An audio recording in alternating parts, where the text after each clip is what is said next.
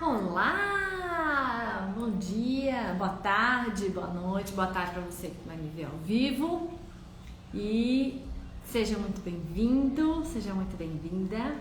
Hoje é o dia de fechar a semana passada, né?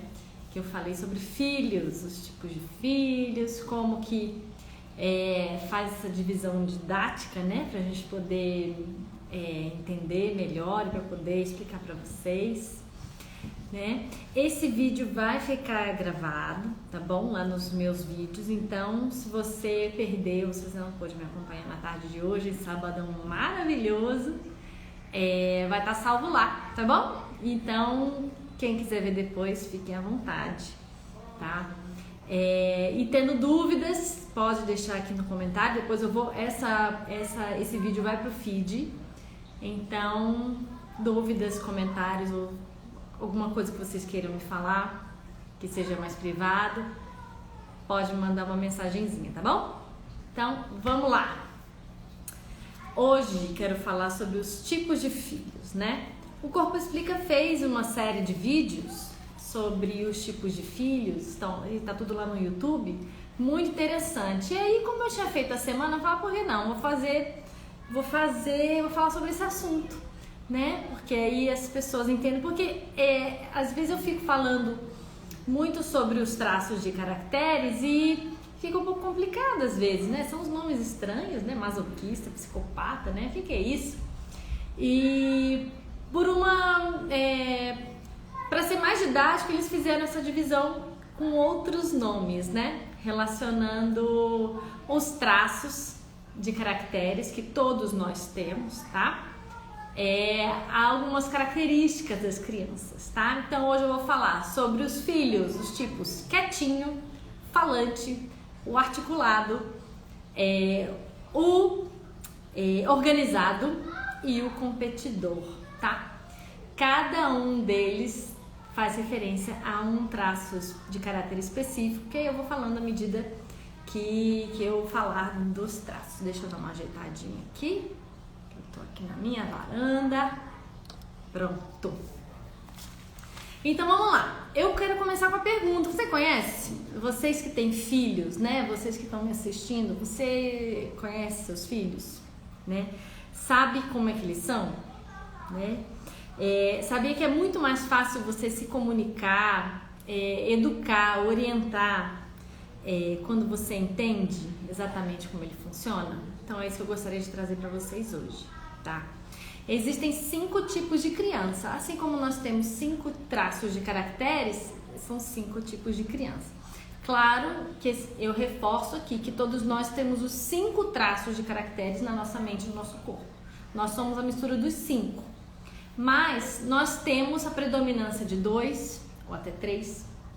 E mais raro ainda, mas tem as pessoas que são distribuídas, que têm os 5 traços mais ou menos na mesma proporção. 18, 20, 23, 22, tá? Então, é isso. E são 5 traços de caracteres, então são 5 tipos de filhos, né? Para uma divisão didática, né?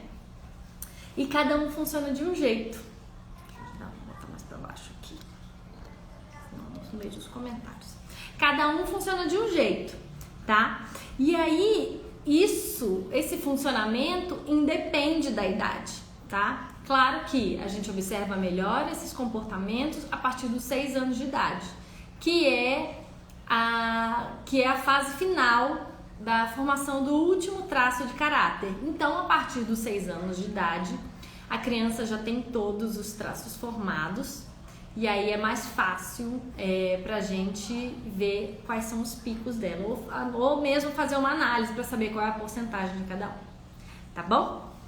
Então, e como que eu faço? Vocês devem estar se perguntando, e como que eu faço para saber qual tipo é o meu filho, tá?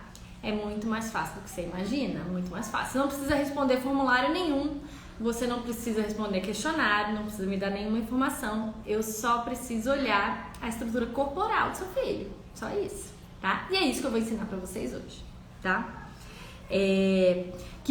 Porque qual é a origem disso tudo? Que o corpo e a mente do seu filho foram programados para funcionar de uma certa forma, tá? De uma determinada maneira. E de acordo com as percepções que ele teve ou que ele tem na infância e de acordo com as vivências, tá? Ele vai ter um determinado comportamento, tá? E aí, isso considerando a infância, da gestação até os 6 anos, tá bom? Essa é a fase de formação dos traços, tá?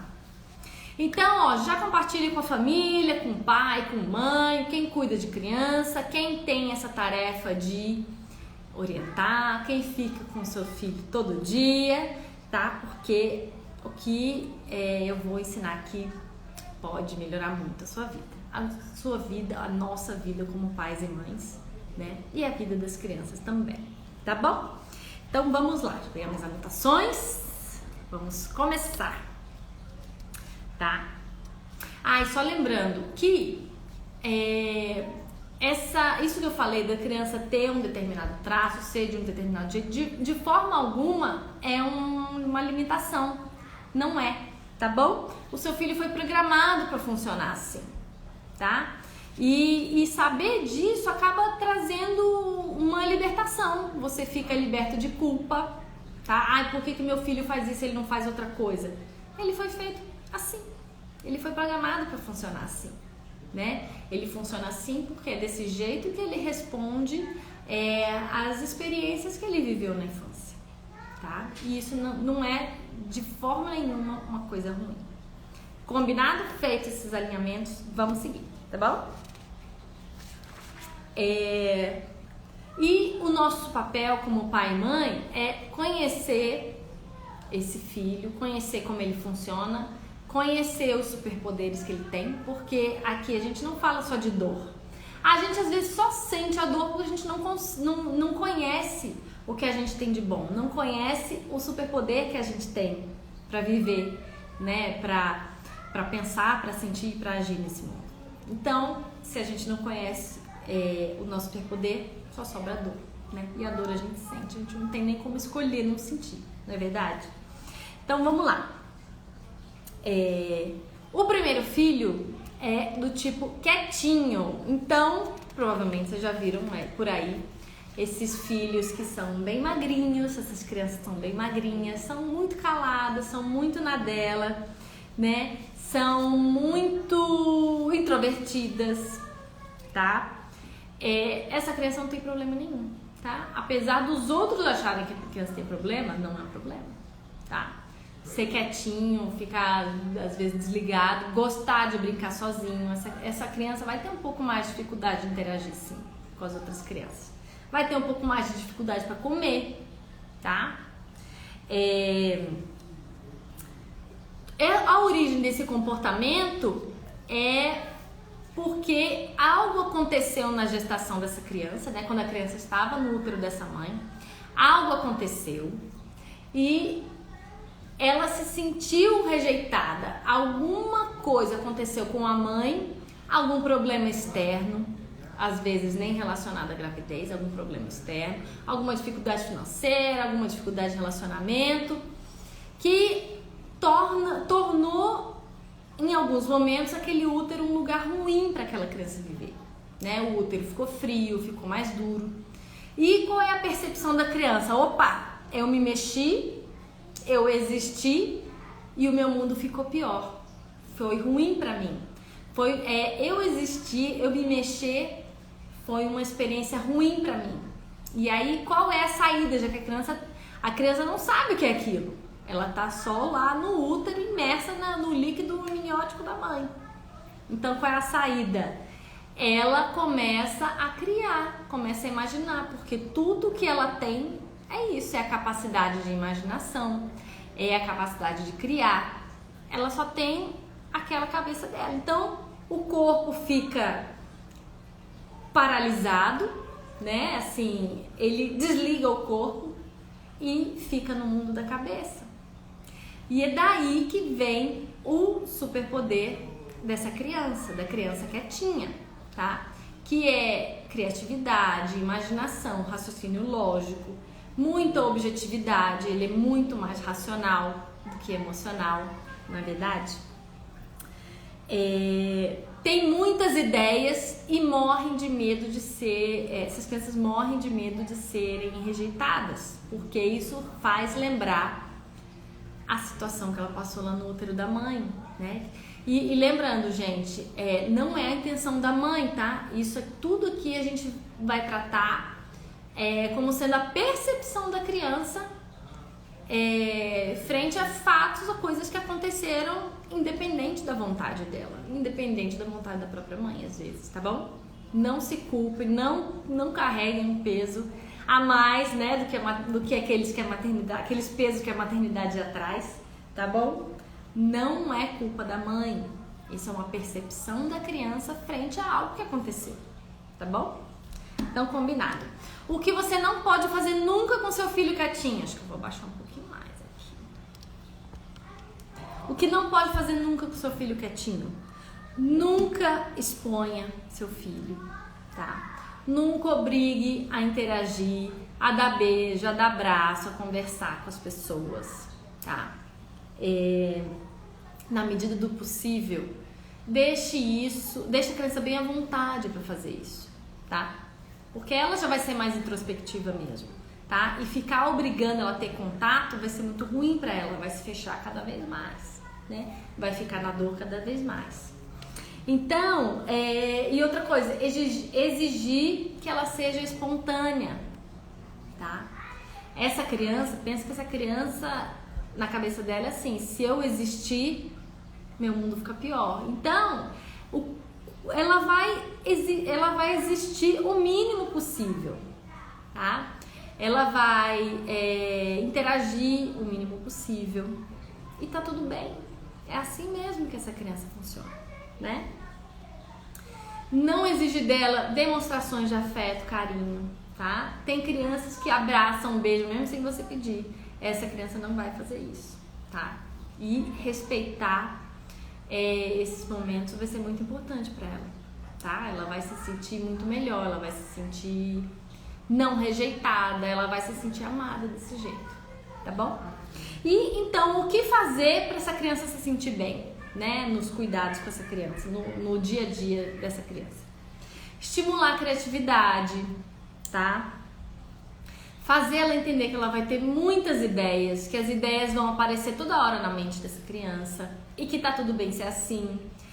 Estimular ela a contar, se interessar pelas ideias dela, porque assim ela entende que ela não tá sendo rejeitada, tá? Ela entende que ela tá sendo amada do jeito que ela entende amor, tá, gente? Então, deixar essa criança ser criativa do jeito que ela é. Às vezes essas crianças querem vestir uma roupa diferente, querem colocar um tênis de uma cor diferente, um tênis de cada cor, querem pintar o cabelo.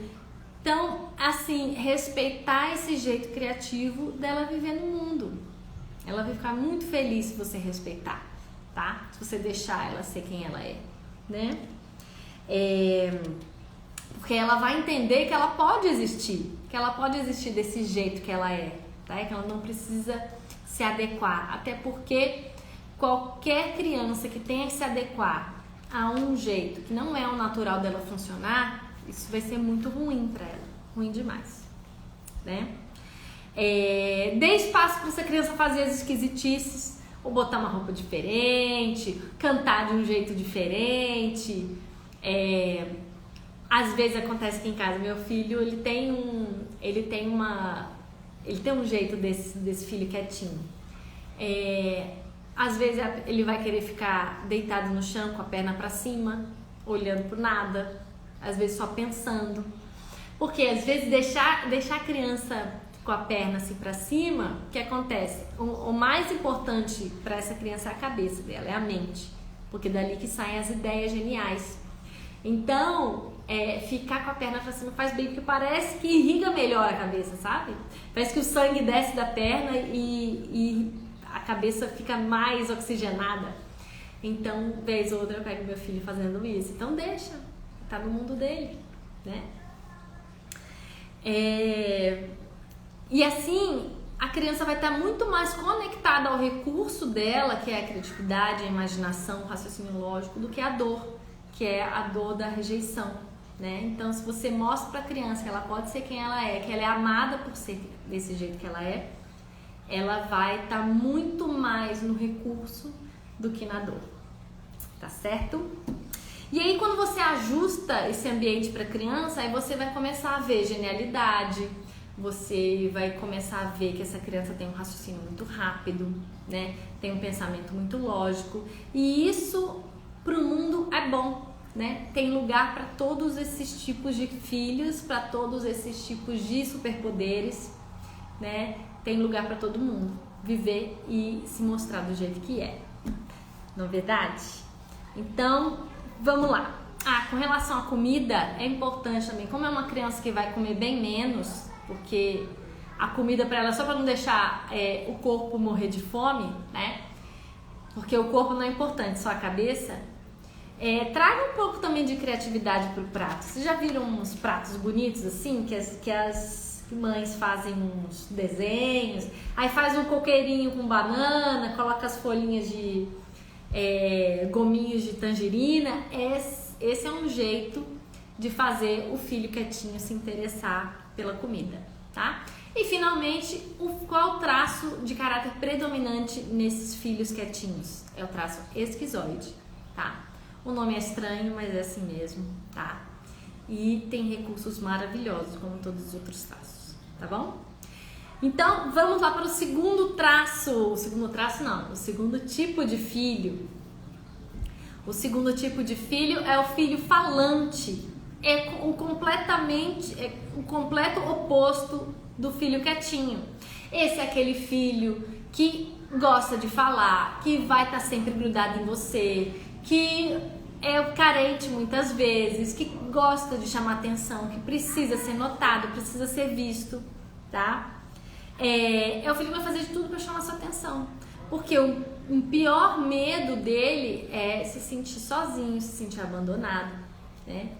Por quê? Qual é a origem desse comportamento? Lá na infância, na fase da amamentação, do primeiro mês até cerca de 1 ano de idade, que é a fase da amamentação, né, que a criança está em simbiose com a mãe,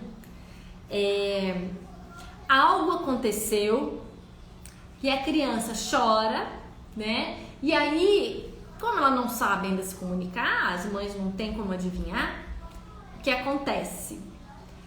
Dá peito, troca fralda, troca roupa, dá banho, dá chupeta. E às vezes, para a criança, o que está incomodando? É uma roupinha, é uma etiqueta que está incomodando. Só que tem como a gente saber? Não tem. Só que o que a gente faz em primeiro lugar?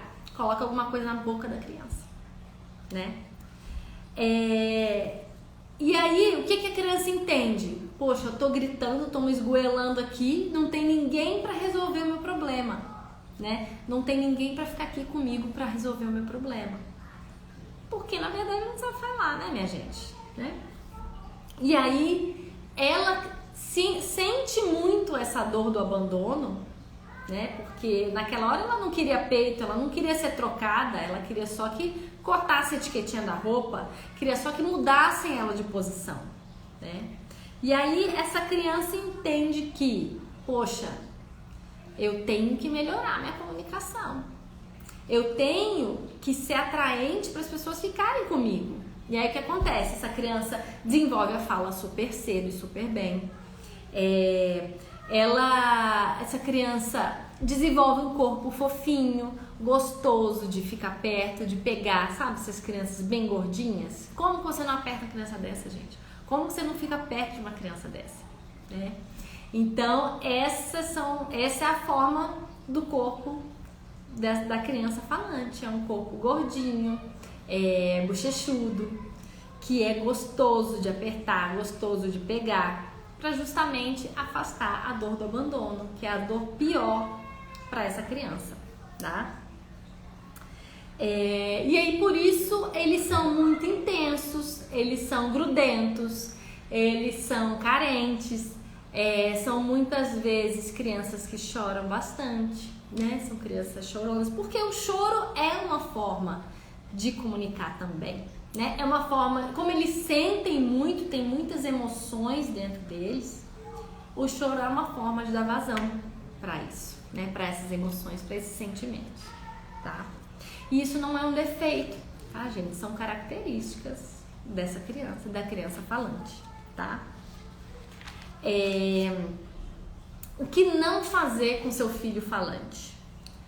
Não reclamar, tentar evitar, tá, gente? Evite reclamar do choro, reclamar da carência. Ah, porque essa criança é carente, né? Ah, essa criança come demais, fica comendo o dia inteiro. Evita falar isso da criança, tá? Evita falar que ela é muito sentimental, né? Que ela é muito sensível, num tom pejorativo. Porque acontece, a criança vai se sentir pior ainda. Ela vai sentir pior ainda, ela vai ficar mais carente, mais dependente, mais chorona, tá? Vai se fechar mais, só que a dor vai passar? Não vai. Aí ela vai querer preencher esse vazio com comida, né? E aí a tendência é comer cada vez mais, ficar maior cada vez mais, tá? Pra ser visto, pra ter alguém, né? Pra ter atenção, pra ter carinho, pra ter afeto, tá? Essa criança não precisa chorar sempre. Mas é importante a gente saber que sempre que ela precisar chorar, que ela precisar desse escape desses sentimentos todos, ela tem que saber que ela tem um ambiente seguro para ela fazer isso, em que ela pode chorar sem medo de ser julgada, sem ser criticada, tá? Sem ser repreendida, tá? Sem ter alguém falando, para de chorar, daí chora, coisa de mulherzinha ficar chorando. Essa é a pior coisa para as crianças falantes, tá? Então, ofereça um ambiente em que a criança possa ser assim, em que a criança possa chorar sem medo, né? Sem ser criticada, sem ser julgada. Isso vai ser muito importante. Porque aí cada vez mais ela vai ficando mais segura, porque ela sabe que se ela precisar de alguma coisa, ela vai ter com você. Ela vai se sentir segura, vai se sentir menos dependente, essa criança falante vai sentir menos necessidade de chorar, menos necessidade de comer tanto, né? E aí é isso, é criar um ambiente em que a criança possa ser espontânea do jeito que ela é, ser chorona. Aí o que acontece? Recadinho para as mães que sentem que às vezes são mais frias, né? Que não são tão emotivas. O que eu faço? A minha filha é muito oralzinha. Eu já até falei o nome do traço de caráter, a gente disse é o traço de caráter oral, tá? O que eu falo? Eu sou muito rígida, então às vezes eu não me ligo muito assim. Às vezes eu sou mais fria mesmo. E aí que eu falo pra minha filha, filha, olha só, eu vou trabalhar ou eu vou fazer qualquer outra coisa, mas sempre que você precisar, sempre que você sentir necessidade, vem cá comigo, vem cá, pede um abraço, vem cá que eu te dou um abraço, te dou um beijo, tá? Mamãe tá aqui trabalhando, mas sempre que você quiser, você pode vir aqui, tá bom? E aí isso tem funcionado muito, porque quando ela sente necessidade, ela vem e me procura, e aí eu abraço. Então assim, ela não tem necessidade de ficar grudada o dia inteiro, né, comigo, como já aconteceu outras vezes, né? Então isso é muito importante para as mães oferecerem pelo menos um tempinho, 2 minutinhos, né? Um tempinho de qualidade para que essa criança possa se sentir acolhida, possa se sentir amada e possa ter o que ela busca, né? Porque o que ela busca é atenção, afeto, carinho, toque físico, tá? Então, vamos lá. E o que fazer com essa criança? Isso era o que não fazer, né? O que fazer com essa criança, com a criança falante, tá? Acolher essa criança sempre que ela precisar, porque ela precisa de acolhimento, ela precisa se sentir amada, precisa ter afeto, precisa ter toque físico, tá? Trazer sensações que não sejam as sensações por meio da comida, da boca, né? Da oralidade. Ou seja, colocar roupa fofinha, sabe esses pijamas de frio que são bem fofinhos? Crianças falantes adoram. Eu comprei um pra minha filha esses dias, mas gente, todo dia, o pijama, eu já comprei, sei lá, tem uns 4 meses. Todo dia ela veste o pijama e fala, ai mamãe, esse pijama é tão fofinho, Porque a criança falante precisa ter sensações, né? E se ela não tem sensações por outros sentidos, ela vai buscar sensação só pela boca, pelo paladar, só se entupindo de comida. Então, outras coisas são importantes. Passar um creme gostoso, às vezes antes de dormir, depois do banho. Passa um creme gostoso nessa criança, porque ela vai sentir o cheiro, ela vai sentir o toque, né? Ou passar perfume. Eu comprei uma colôniazinha, eu sempre passo nas crianças antes deles irem pra escola. Ih, minha filha adora. Ai, mamãe, que cheiroso. Todo dia a mesma coisa e todo dia ela fala, ai, que cheiroso. Porque ela tem a necessidade de ter sensações, né? Crianças falantes têm essa necessidade, tá? O que mais você pode fazer com a sua criança falante? Você se colocar à disposição para ouvir. Ela vai falar muito, então se coloca à disposição para ouvir, pelo menos num tempinho. Fala assim, ó, filha, vem cá, conta pra mim o que você fez. Aí deixa ela falar, né? Ela vai se sentir amada por isso, tá? Porque essas crianças precisam falar muito. Elas pensam enquanto falam. Então, à medida que elas falam, o raciocínio vai entrando nos eixos, tá? Então, não é só falar. Enquanto ela fala, ela tá pensando, ela tá sentindo, ela tá raciocinando. Esse é o jeito dessa criança falante, tá bom? Trazendo sensações também, brincando de massinha, né? Que tem essa sensação do tato, né?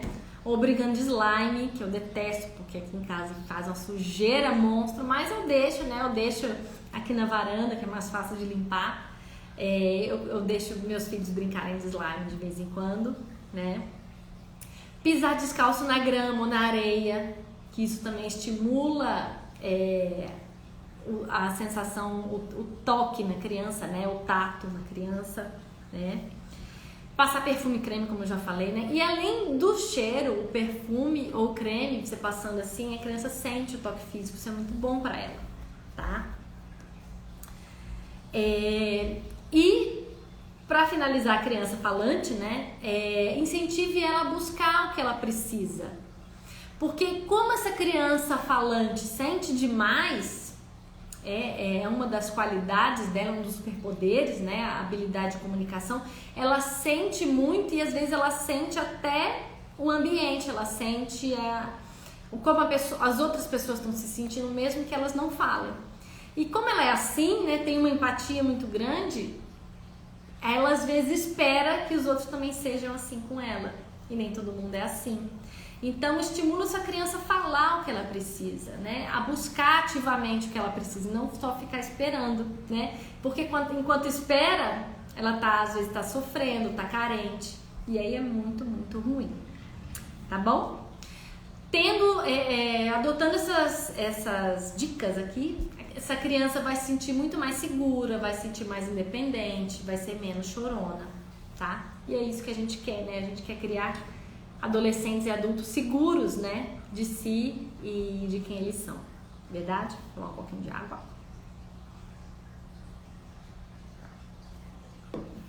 E justamente, à medida que ela vai crescendo e se desenvolvendo, desenvolve também o superpoder. Qual é o superpoder da criança falante? É justamente o que ela precisa, né? Que é o acolhimento, a habilidade de comunicação, uma habilidade incrível de se conectar com a outra pessoa, tá? E no futuro, à medida que ela se desenvolve, vai que essa criança vira uma palestrante de sucesso, né? Alguém que consegue se conectar com a plateia. Ou uma pessoa que trabalha atendendo outras pessoas, né? Que consegue resolver o problema de outras pessoas, consegue entender o que acontece com outras pessoas e resolver o problema delas, né? Ou ser professora, né? Ou tá aqui que nem eu falando pra vocês, né? Essas são habilidades dessa criança falante, né? E a gente estimulando, ela pode se tornar um adolescente, um adulto muito melhor, né? Muito mais seguro, tá? Então, o importante é isso, criar um ambiente favorável para o desenvolvimento desses superpoderes nas crianças, tá bom? Então, o terceiro tipo de filho, o primeiro foi o quietinho, o segundo foi o falante e agora o articulador. Sabe aquela criança que dá nó em pingo d'água? sabe? Que consegue tudo que quer. Eu tenho um filho que tem um pouquinho disso, sabe? Consegue tudo que quer. Comigo ele age de um jeito, ele é todo assim, né? Sedutor, uma mãe linda. E com o pai já é diferente, já é de um outro jeito, tá? É aquela criança que já percebe como lidar com cada um, né? Já percebe os interesses, né? E tudo é interesse, né, minha gente? Vamos combinar, né? Sabe, aquela criança bico doce, chavequeira, consegue tudo que quer. Essa é a criança, esse é o filho articulador, tá bom? Ele vai buscar sempre liderar os outros amiguinhos, né, nas brincadeiras, na escola. Ele vai ser muito justo, porque ele gosta de fazer acordos, ele gosta de cumprir os acordos, ele gosta de bons acordos, para que ele e os outros saiam ganhando, tá?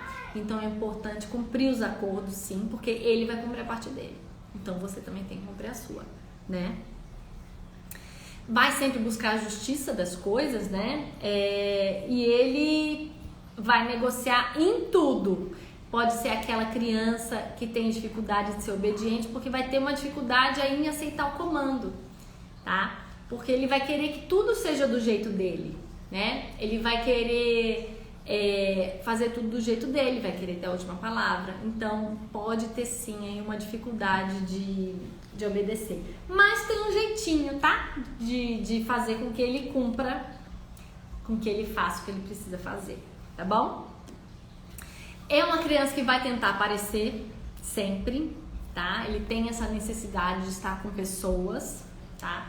Porque ele entende que quando ele faz alguma coisa, ele tem amor. Então ele vai estar sempre negociando, vai estar sempre junto com outras pessoas para ele conseguir o que quer, tá bom?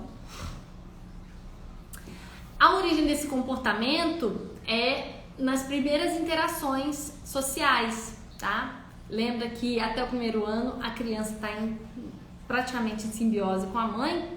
Depois disso, depois dos primeiros passinhos, depois do primeiro ano, a criança percebe que existem outras pessoas no círculo dela, né? No círculo social. Existem os amiguinhos, às vezes é a fase em que já vai para a escola, né? Tem a professora, tem o tio e a tia, tem outros irmãos, tem o pai, tem o avô, tem a avó, tá? E aí nessa fase, ela percebe que se ela fizer gracinhas, né, a fase de bater palminha, a fase de fazer bilu-bilu, quando ela faz gracinha, ela consegue o que ela quer. Ou ela consegue ter o amor, ela consegue ter atenção, né? Ou ela faz assim, ó, não, eu quero aquela coisa que tá em cima do armário. E aí eu vou fazer uma gracinha pro meu pai me pegar no colo. E aí meu pai me pegar no colo, eu vou ficar perto do armário para pegar o que eu quero. É isso, gente. A criança com 1 ano e pouquinho já tem essa percepção, tá? E isso não é ruim. A criança as experiências levaram a criança a desenvolver essas habilidades, tá bom? E aí, como é o corpinho dessa criança? É um corpinho em forma de triângulo invertido. Sim, triângulo invertido, né? O queixinho é pontudo, ó, eu tenho um pouquinho aqui, ó. O queixo é pontudo, o ombro vai ser mais largo que o quadril, a criança vai parar de base aberta, já viu aquelas crianças assim, ó, que faz essa pose assim, né? Que vai estufar o peito para parecer maior, né? Para ser mais visto, vai parar com a perninha aberta, né? Então, esse é o formato do corpo dessa criança, tá? Da criança articuladora, tá? O que você não deve fazer com essa criança? Chantagem, de jeito nenhum, tá? Essa criança gosta de acordos claros, ela gosta de saber o que ela tem que fazer para ter o que ela quer, tá? Ela nunca fala para a criança o que ela tá te devendo alguma coisa, tá? Porque ela vai saber, se ela quer saber antes o que ela pode fazer e o que você pode fazer para vocês trocarem, tá? Então, essa criança gosta de ter acordos claros, tá? Combinados claros entre você e essa criança. O combinado é muito importante para ela, tá? Muito, muito importante. E quando ela precisar fazer alguma coisa, quando você precisar mandar, porque às vezes, né, gente, em casa, né, você como pai, mãe, né, como adulto responsável, você não tem como negociar tudo com essa criança, não é verdade? Então, o que fazer? Quando for mandar, deixa claro para essa criança que ela precisa fazer isso, tá? Por exemplo, arrumar a cama, escovar os dentes. Você não vai negociar com a criança, ai não, escova o dente que eu te dou isso. Não, de jeito nenhum, ela tem que fazer. Ela tem que saber que isso ela tem que fazer. Então, o que a gente tem que falar para ela? Falar, olha, isso aqui você vai fazer, eu não vou te dar nada em troca, porque isso é uma coisa que você precisa fazer. Esses dias funcionou aqui em casa, né? Meu filho tava num cabo de guerra comigo, né? Eu queria que ele fosse dormir, e aí ele começou a negociar, tudo agora ele tá nessa fase. Ele começou a negociar comigo. Não, mamãe, mas eu faço isso. Eu falei, não, filho, olha só, isso daqui eu não vou negociar com você, tá? Eu não vou te dar nada em troca. Isso aqui eu quero que você faça porque eu quero que você faça, porque isso precisa ser feito, tá? Então deixar isso bem claro para a criança, porque também ela já poupa o esforço de ficar negociando com você alguma coisa que não vai dar certo. E ela já fica sabendo de uma forma clara, tá? Que é isso que ela precisa fazer, que ela não vai ter nada em troca por isso. Tem que fazer ponto final, não é verdade? Tá? Vamos lá. Relembrar sempre os combinados com essa criança. Esse é um jeito de fazer essa criança fazer as coisas pra você, tá? Fazer bons combinados antes. Claro que nem tudo, como eu falei ainda agora, nem tudo dá pra ser negociado. Mas o que dá pra ser negociado, tá? Faça os combinados antes com essa criança, tá bom? Muito importante. E cumpra sempre a sua parte no combinado, tá? Nada de passar o pobrezinho para trás, tá bom? Porque isso vai fazer ele entrar na dor, isso vai fazer ele fazê-lo perder a noção de como é fazer um acordo direito. E é função nossa, como pais, como educadores, como responsáveis, ensinar as crianças a fazer bons acordos, em que todos saiam ganhando, tá bom? Essa criança funciona assim, tá? Então, o que fazer para essa criança? Estimular e valorizar essa capacidade de liderança que ele tem. Tipo assim, falar pro seu filho, nossa filho, eu vejo que seus amigos seguem suas ideias, né? Você tá sendo um bom líder. Essa criança vai se sentir valorizada, vai sentir que essa é uma habilidade que ele tem, né? E vai passar a desenvolver cada vez mais essa habilidade. E no futuro, quem sabe, pode ser um líder, pode ser um apresentador, pode ser um vendedor, né? Vai trabalhar numa empresa com vendas, isso é ótimo, né? É um perfil ótimo para isso, né? Ensinar as crianças, esse tipo de criança, a fazer esses acordos, a estabelecer critérios claros para que ela faça bons acordos, para que ela saiba, que ela tenha critérios para que ela faça essas trocas, essas negociações desde cedo. Por exemplo, vai trocar brinquedo ou trocar figurinha, né? Eu nem sei, né, gente? Eu tenho 40 anos. Ainda se troca figurinha? Nem sei. Comentei pra mim. Trocar figurinhas, ensinar as crianças a trocar figurinha é um bom jeito de negociar, né? De ensinar as crianças a negociar. Trocar brinquedo. Claro que você não vai deixar trocar uma bicicleta por um carrinho de plástico, né? Mas justamente isso serve para você ensinar para as crianças o que é razoável, quais critérios são razoáveis para ela utilizar. E ela vai aprender isso e vai ser ótimo para a vida dela, tá? Então assim, se ela quer um carrinho de plástico que o outro amiguinho tem e o outro amiguinho quer um carrinho de plástico que seu filho tem, deixa trocar, né? Ensina ele, fala, ó, tá vendo? Esse aqui pode ser equivalente, ó, são 2 carrinhos de plástico, são carrinhos pequenos, você pode trocar. Agora, você não vai dar sua bicicleta para trocar por um carrinho de plástico, tá bom? E aí a criança vai aprendendo a fazer bons acordos para a vida dela, tá? E, finalmente, são crianças que gostam de aparecer e de comandar, tá? E aí, essa é uma habilidade que pode ser excelente para o futuro dela, trabalhando em empresa, trabalhando em televisão, quem sabe, né? Sendo palestrante, sendo líder de equipes, tá? Então, essa foi a criança articuladora, o filho articulador. E aí vamos para o quarto filho, o quarto tipo de filho, que é o filho organizado. Não sei se vocês já viram. Tem criança que organiza os brinquedos por cor, por tamanho, organiza roupa, já viu? Meu marido é assim. Organiza a roupa por cor, parece loja, sabe? O armário assim, parece loja, tá? Esse é o tipo de filho organizado, que gosta de tudo organizadinho, aquele filho metódico que as pessoas fazem, aquilo lá tem toque, aquela criança tem toque. Não necessariamente, às vezes ele é só organizado mesmo, tá?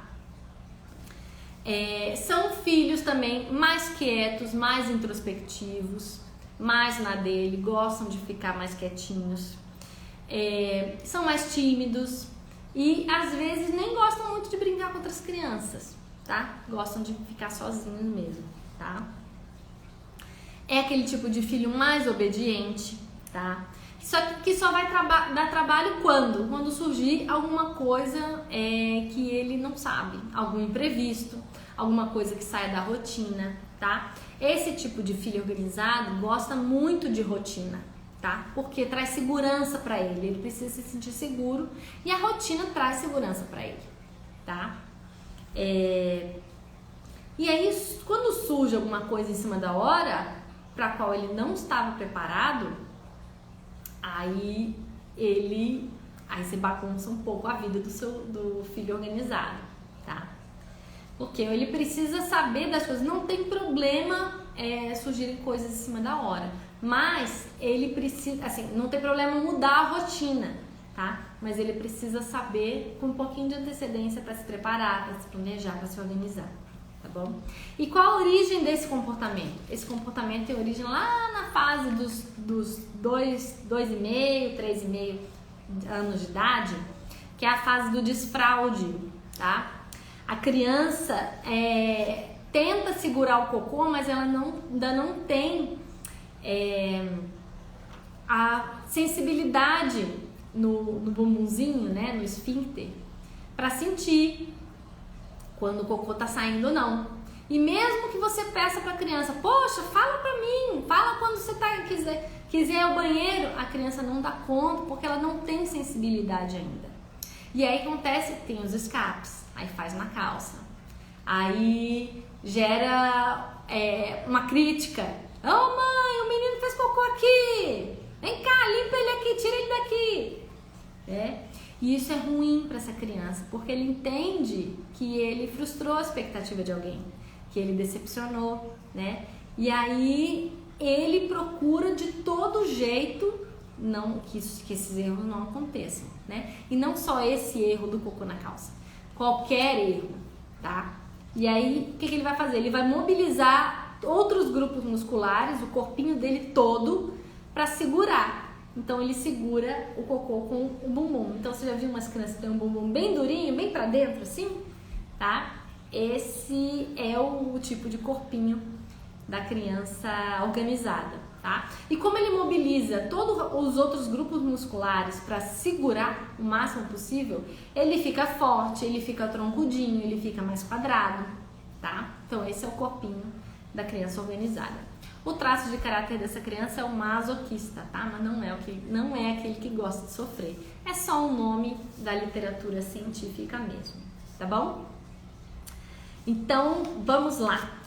E aí, o que acontece quando ele se segura, quando tem esses escapes? Ele se sente humilhado, tá? Ele frustra as expectativas dos outros, se sente humilhado, se sente criticado, tá? E essa é a pior dor para essa criança, pro organizado, tá? Ele se cobra muito porque ele entende que isso foi um erro. Então, ele fica com isso na cabeça que ele não vai fazer isso nunca mais. Então, ele se segura de todas as formas para não errar nunca mais em nada. E se segura mesmo, tá? Por isso que ele é tão organizado e metódico, porque ele consegue, se ele estabelecer uma rotina, uma organização, a chance dele errar de novo vai ser muito menor, tá? Então essa criança se torna organizada e metódica justamente para evitar os escapes, né? Para evitar ser criticado, evitar ser julgado e evitar ser humilhado. tá bom? Mais uma vez, não é culpa dos pais, tá? Não são os pais que causam esses traumas nos filhos. Tem muito mais a ver com a percepção da criança a partir de coisas que acontecem, né? Coisas que estão acontecendo na vida, tá bom? Então, pais, mães responsáveis, não se culpem, tá? Não se culpem pelos traumas, entre aspas, tá? Que vocês causam nos filhos. Porque não é só trauma, não, gente. Isso tudo traz superpoder para a criança, tá? Para ela conseguir sobreviver a esses momentos de dor, né? Esses momentos que são ruins da infância, né? O corpo desenvolve os superpoderes, que são os recursos, né? E qual é o recurso dessa criança? É justamente isso, ser organizado, ser metódico, pensar em tudo, em todas as possibilidades de alguma coisa dar errado, tá? Ter pelo menos 2 ou 3 soluções para cada problema que aparecer, que ela pensar. E isso é muito bom, porque acaba sendo, pensa essa qualidade num adulto, acaba sendo uma habilidade até preditiva, né? Ele consegue prever problemas que podem acontecer, riscos em uma atividade específica, né?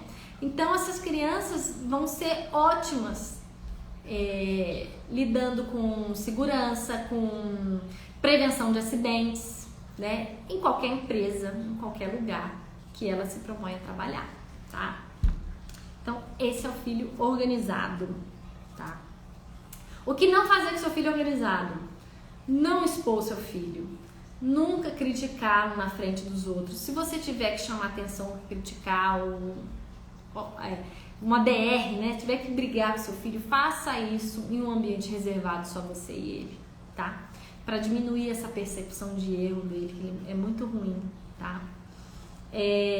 Não exija que ele fale dos sentimentos, porque lembra que eu falei que ele segura tudo? Ele segura tudo, inclusive os sentimentos, inclusive a fala, tá?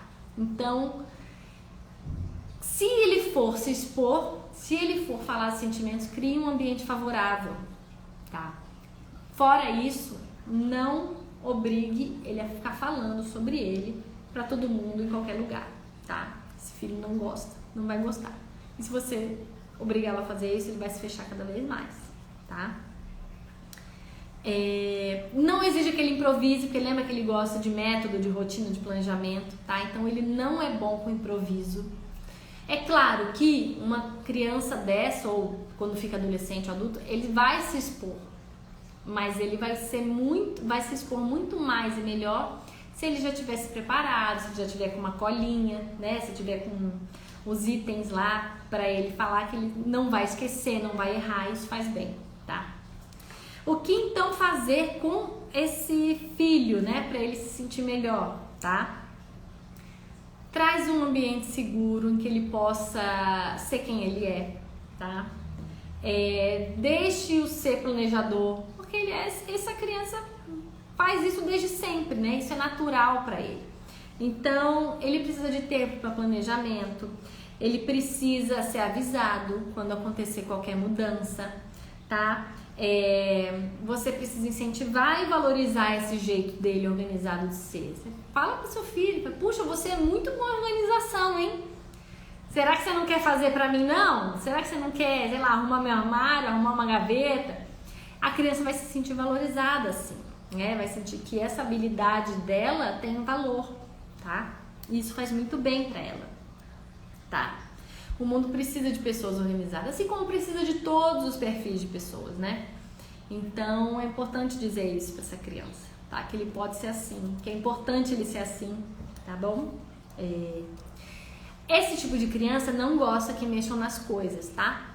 E aqui vale lembrar que não é só o fato de mexer nas coisas, é o fato de quebrar toda uma rotina dessa criança, todo um planejamento do que ele já organizou. Isso é muito ruim, tá? Pra ele.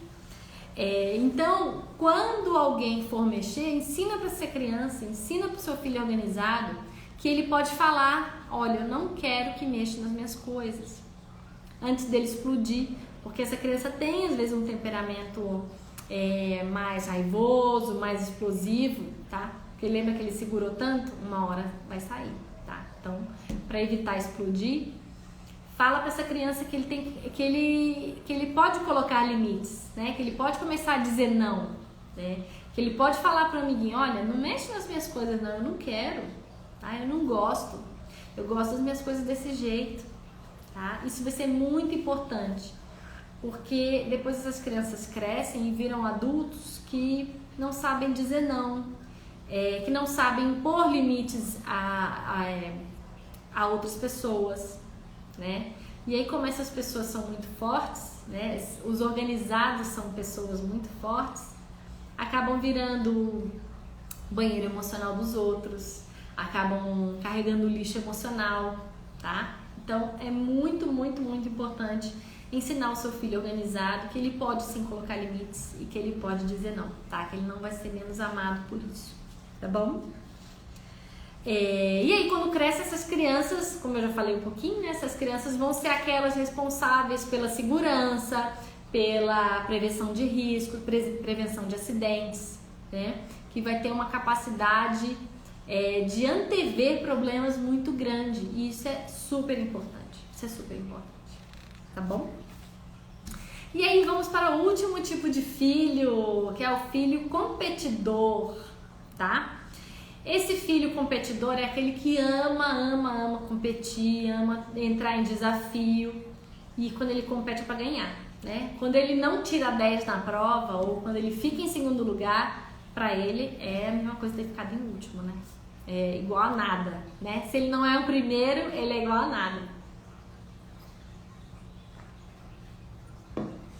Como ele gosta de competir, de ganhar, ele tá sempre se comparando com outras crianças, com outras pessoas, para saber se ele é melhor, se é pior, se ele pode ganhar ou não. Na competição mental, né, na cabecinha dessa criança, ele quer sempre saber em que posição que ele tá, se ele vai ser melhor, se ele é melhor, se ele é o mais inteligente, se é o mais esperto, se é o mais bonito. Essa criança pensa assim, tá? Toda hora. Tá? E aí, quando perde, sofre real, né? O sofrimento é de verdade, né? Já viu aquela criança que chora assim porque tirou um 9,5? Porque ele queria tirar 10, tirou 9,5, né? Isso é real. E para essas crianças é um absurdo quando você fala para elas que elas têm que competir só por competir. Ela quer competir para ganhar, né? Desde sempre, tá? E aí, qual a origem desse comportamento? Essa origem do comportamento vem da época do desenvolvimento da sexualidade nas crianças, né? Em torno de 5, 6 anos, tá? Que a criança começa a ver o mundo em pares, ela começa a ver que existem casais, né? O vovô com a vovó, o titio com a titia, o papai com a mamãe e eu não tenho par, né? Então ela vai escolher o par mais próximo, que é o pai ou a mãe. A menina escolhe o pai como pai e o menino escolhe a mãe, o pai como par, né? E o menino escolhe a mãe como seu par, né? Só que esse é um par que não tem como existir, né? Porque pai e mãe já têm os seus pares, tá? Então a criança fica nessa triangulação e ela é a ponta do triângulo que é mais fraca, ela é o elo mais fraco, né? Porque não tem como o filho casar com a mãe e o pai ficar de fora, ou o companheiro da mãe, né, que não seja o pai. Não tem como, é impossível, né? E aí, daí que vem essa necessidade de competir, de se aperfeiçoar, de se tornar mais ágil, de se tornar atraente, né? Porque essa perda é tão ruim para a criança que ela não quer experimentar de novo, né? Ela não quer perder nunca mais, né? E aí, o que acontece? A mente se torna mais ágil, a criança se torna mais competitiva, tá? A criança quer chamar atenção, quer que as outras elogiem, querem ser sempre os melhores, os mais perfeitos, querem terminar sempre em primeiro lugar, né? Então, esse é o filho competidor, tá? O que você não pode fazer com seu filho competidor? De jeito nenhum, compare essa criança, tá? É a morte para esse filho ser comparado, principalmente quando ele achar que ele é pior, né? Que ele é pior do que o irmãozinho, do que o primo, do que o amiguinho, tá? Isso é terrível, é a pior dor que a criança pode experimentar, tá? Porque quando ele perde, ele se sente excluído, se sente traído, se sente trocado, e ele quer ser incluído nas relações, ele não quer ser excluído, tá? Outra coisa que você não pode fazer com seu filho competidor: não peça de jeito nenhum para ele tomar decisões rápidas, tá? Porque a decisão entre uma ou mais opções implica que ele vai perder alguma coisa, né? Se ele escolhe, por exemplo, um prato no restaurante, ele perdeu aquele outro prato. E aí fica naquela cabeça: mas se aquele prato for melhor? Se aquele prato for mais gostoso? Ai, meu Deus. Então fica essa indecisão, persiste. Ela começa na vida dessa criança, persiste até a vida adulta, tá? Então não cobre que essas pessoas decidam rápido, que essas crianças decidam rápido, porque é muito difícil para elas escolher uma coisa, né? Porque se ela escolhe uma coisa, ela vai perder outra. E se aquele outro caminho for mais correto? Ai, meu Deus, aí não tem coragem, aí a criança fica naquela, né? Naquela decisão. E não tem coragem de escolher nada, né? Ele vai buscar sempre ser o melhor, né, em tudo que ele fizer. Então, o que você deve fazer com essa criança? Estimular, né? Estimule ele a ser bom em alguma coisa, estimule a disposição competitiva dele, né? Um jeito de estimular a disposição competitiva é com esportes coletivos, porque ele tem chance de ganhar, né? E ele também vai aparecer, vai brilhar, né? Mesmo no meio de outras crianças. E ele vai aprender que ele pode confiar nos amiguinhos que estão jogando lá no mesmo time que ele, tá? Porque essa criança vai ter uma dificuldade muito grande de confiar, né? Vai ter uma dificuldade muito grande de se entregar, né? De se entregar por inteiro. Ele vai estar sempre dividido, tá? E vai desconfiar sempre. Então, esportes coletivos é ótimo porque ele entende que se ele contar com os amiguinhos, se ele confiar, né? Se ele jogar com os outros amiguinhos, ele pode ganhar, né? Ele pode aparecer, ele pode brilhar do jeito que ele precisa, né? Essa criança, a criança competidora, né? O filho competidor precisa ter desafios, e os desafios precisam ser não tão grandes que ela desista, né? Que ela desanime, que ela não ganhe nunca, e nem tão pequenos que seja sem graça, entende? Então, assim, não pode ser tudo de mão beijada, porque senão fica fácil demais, né? E não pode ser também tão difícil que ele não ganhe nunca, né? Porque toda vez, imagina só, toda vez que vier a disposição competitiva e a criança for competir e perder sempre, o que vai acontecer? Ela vai passar a não querer competir mais. E isso não é só nas brincadeiras, nos jogos, tá? Isso é na vida também. A criança aprende, vira um adulto que pensa que competir é ruim, né? Que aparecer é ruim, que brilhar é ruim. E não é. Essa criança tem essa necessidade precisa ser atendida, tá? Ela não precisa ser combatida, ela precisa ser atendida, tá bom? Estimule, faça essa criança descobrir no que ela é boa, tá? Porque não adianta, ela não vai ser boa em tudo, né? Nós não somos bons em tudo. Mas não ser bom em tudo passa a não ser tão ruim se você é bom em alguma coisa, tá? Quer ver um exemplo? Por exemplo, eu sou muito boa em matemática, só que eu sempre fui péssima em história. Então, eu me contentava em tirar a nota 6, que era a nota mínima para passar, eu me contentava em tirar a nota 6 em história. Porque história nunca foi meu forte. Na verdade, eu era boa em matemática. Eu sempre fui boa em matemática. Entende? É mais ou menos assim que você tem que estimular esse filho competidor, tá? Porque ele não vai ser bom em tudo, mas ele precisa saber que ele vai ser bom em alguma coisa. E aí, não tem problema ele ser ruim em outras atividades, tá? Se ele souber que ele, em alguma coisa, pelo menos ele é bom, ele é muito bom, né? Eu sou péssima em história, mas eu sou boa em matemática, tudo bem. Tá tudo bem pra mim, tá? Eu sou bom em alguma coisa, tá? Então é esse tipo de percepção que você tem que trazer pro filho competidor, tá bom? vai fazer muito bem para essa criança saber, ter aquela sensação, sabe? Ai, nisso eu sou bom, nisso eu sou muito bom.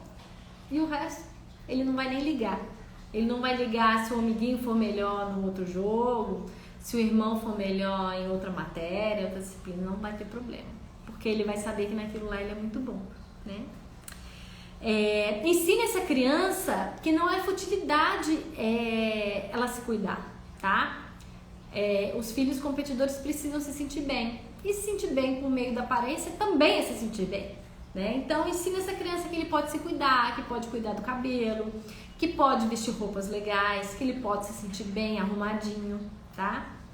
Que ele pode se cuidar. Vai ser muito bom, tá? Ensine pra ele que não é futilidade ele cuidar da aparência física, tá bom? Vai ser muito, ele vai se sentir muito bem assim.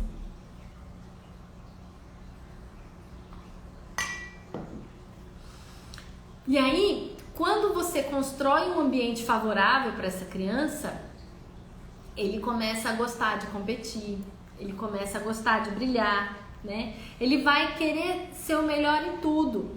Tanto que quando ele for trabalhar em alguma coisa, trabalhar em alguma empresa, né, algum serviço, tudo que você der para ele, ele vai fazer bem feito. Porque ele vai querer sempre entregar melhor, ele vai querer fazer tudo perfeito, ele vai querer ser o melhor, né? Ele vai entregar sempre um serviço bom, né? É isso que acontece com esse filho competidor quando ele é estimulado da forma certa, tá bom? Agora, atenção, esse filho competidor, ele gosta de aparecer e de brilhar, mas ele não gosta de aparecer e brilhar quando ele no lado ruim dele, no lado sombra. Lembra que eu falei da história da matemática? Ele vai gostar de aparecer quando ele tirar 10 em matemática, mas ele não vai gostar de aparecer quando ele tirar 5, quando ele tirar 2, tá? Então, estimule essa criança a fazer tudo direito, né? A ser o melhor. Mas quando você vê que ele não tá tão bem, não chama atenção pra cima dele, tá? Ele vai querer aparecer só quando ele estiver perfeito, quando ele estiver se sentindo bem, tá? E está tudo bem ser assim, tá? O filho competidor vai ser um pouco mais tímido, tá? Vai ser mais seletivo, ele não vai se abrir com tanta facilidade pra todo mundo, tá? Não vai ter tantas amizades. Por quê? Porque a ideia, o filho, a ideia é sempre ser o melhor. Então o que ele faz? Ele vai esconder os defeitos, tá? Então ele não vai se abrir muito. E tá tudo bem ser assim. Em um ambiente onde ele se sente seguro, aí sim ele pode se abrir, ele pode mostrar os defeitos dele. Mas normalmente, principalmente com pessoas desconhecidas ou quando estiver no meio de muitas pessoas, ele não vai fazer isso, ele vai se fechar, ele vai ser mais tímido, vai ser seletivo. Vai ser aquele tipo de criança, aquele tipo de filho que tem poucos, mas bons amigos, tá bom? Gente, então era isso que eu tinha pra trazer pra vocês hoje, tá? Os 5 tipos de filhos. Pra quem tiver dúvida, pode deixar escrito aqui, pode deixar recadinho, pode mandar mensagem, tá? Eu vou salvar agora esse vídeo, vou deixar lá no feed. Se tiver também dúvida, pode escrever lá, tá bom? E esse é o final da semana dos filhos, que foi a semana passada, tá? Então, se vocês quiserem ver mais coisas, ver mais material sobre os 5 tipos de filhos, vão lá no meu feed, rolem até semana passada que tá tudo lá, tá bom? Muito obrigada por vocês estarem comigo até agora. Espero ter ajudado vocês a entender um pouco mais como cuidar dos filhos, das crianças, dos sobrinhos, como saber lidar para que as relações sejam mais leves, né, e para todo mundo, tanto para a criança quanto para os responsáveis, tá bom? Muito obrigada, um ótimo sábado para vocês, tchau, tchau!